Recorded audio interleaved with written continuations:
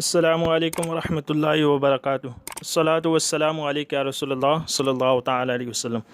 आज आपके सामने मुख्तसर सी तशरीह नमाज के शर्तों की पेश की जाएगी। तो अहनाफ के नज़दीक 6 शराइत थे। नंबर 1 तहारत। अब तहारत यानी नमाजी का बदन हदस अकबर से और हदस असगर से पाक होना। अब हदस अकबर और हदस अकबर क्या है? तो हदस अकबर यानी जनाबत, हैज़ वगैरह से पाक होने के लिए गुस्ल का वाजिब होना, तो इसे कहते हैं हदस अकबर। और हदस असगर यानी नमाजी का बदन हदस असगर से पाक होने का मतलब ये है कि वो बेवज़ू ना हो, जिस नापाकी की वजह से वज़ू की ज़रूरत पड़े तो उसे कहते हैं हदस असगर।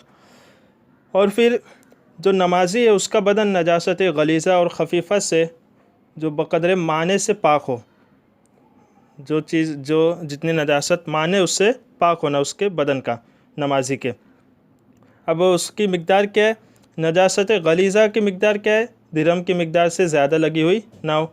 और नजासत ख़फ़ीफ़ा का हुक्म क्या है कि कपड़ा या बदन के जिस हिस्से पर लगी हो वो हिस्सा या बदन का जो उज़्व हो उसकी चौथाई से ज़्यादा लगी हुई ना हो। फिर ये भी है कि नमाजी के कपड़े नजासत गलीज़ा व ख़फ़ीफ़ा से पाक हो। तहारत में ये भी आ जाएगा, उसके नमाजी के कपड़े का पाक होना।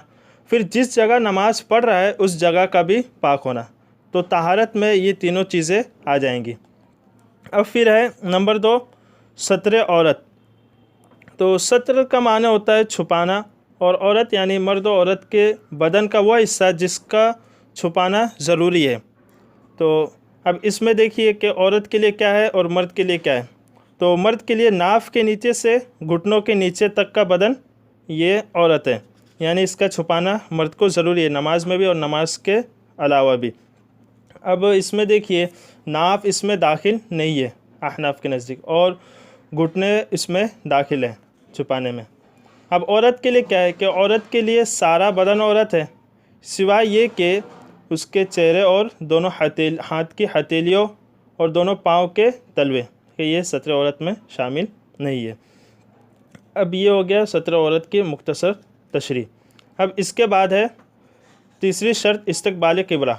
इस्तकबाल क़िबला यानी नमाज में खाने काबा की तरफ मुँह करना, इसे कहते हैं इस्तकबाल क़िबला। अब जो वहाँ पे खाने काबा में है तो उसको उसी की तरफ मुँह करना। अब जो वहाँ नहीं है तो उसको हमें रुख करना है उसकी तरफ, जैसा कि हम हिंदुस्तान वगैरह में उसकी तरफ रुख करते हैं। अब फिर है चौथी शर्त वक्त, यानी जौन सी नमाज़ पढ़ रहा है उस नमाज का वक्त होना। ऐसा नहीं कि ज़ोहर के वक्त में असर की नमाज़ पढ़े, असर के वक्त में ज़ोहर की नमाज़, जिस नमाज़ को पढ़े उस नमाज का वक्त हो। फिर है नंबर 5 नियत। नियत यानी कि नमाज़ पढ़ रहे तो नमाज की नियत हो, ऐसा नहीं कि कहीं भी खड़े हो गया और उठक बैठक करने लगा तो चले नमाज हो गई। नमाज की नियत भी करना ये शर्त है अहनाफ के नज़दीक। और नियत किसे कहते हैं? दिल के पक्के इरादे को कहते हैं, ज़ुबान से कह लेना ये बेहतर है। अब फिर छठी शर्त क्या है? तकबीर तहरीमा, यानी अल्लाहु अकबर कहकर नमाज शुरू करना। ये अहनाफ के नज़दीक 6 शर्तें थी और उसकी मुख्तसर थी तशरीह। अब शवाफ़े की तरफ आते हैं। तो शवाफ़े में देखिए नंबर 1 क्या था? हदस से पाक होना। तो हदस यानी वही हदस अकबर और हदस असगर। फिर है नंबर 2 बदन, कपड़े और नमाज़ पढ़ने की जगह का नजासत से पाक होना। तो बदन यानी बदन पे नजासत ना हो, कपड़े और नमाज़ पढ़ने की जगह, इन तीनों का नजासत से पाक होना। तो ये तीनों एक ही में उन्होंने शुमार कर दिए शवाफ़े ने। फिर है सत्र औरत। तो सत्र औरत, अब सत्र औरत में भी शवाफ़े के नज़दीक क्या है कि सत्र औरत का शवाफ़े के नज़दीक ये है कि औरत का सारा बदन सत्र औरत है, सिवाय चेहरा और दोनों हाथों की हथेलियों के। फिर नमाज का वक्त शुरू होने का इल्म होना, यानी जो नमाज का वक्त है उसका इल्म होना। अगर किसी ने नमाज़ पढ़ी और ना उसको यकीन है ना गुमाने गालिब है और उसने नमाज़ पढ़ ली, अगरचे नमाज का वक्त था तो भी उसकी नमाज नहीं होगी। नंबर 5 किबला रुख होना, यानी किबला की तरफ मुँह करना। तो ये मुख्तसर सी तशरीह थी। और अगर आपको कोई बात ना समझ में आई, आपको कुछ लगे डाउट वगैरह हो, तो आप बिला झिझक पूछें ताकि आपकी भी इस्लाह हो, और अगर मुझसे कोई गलती हो तो आप भी इस्लाह की नीयत से ज़रूर बताएं। अस्सलामु अलैकुम वरहमतुल्लाहि वबरकातुहू।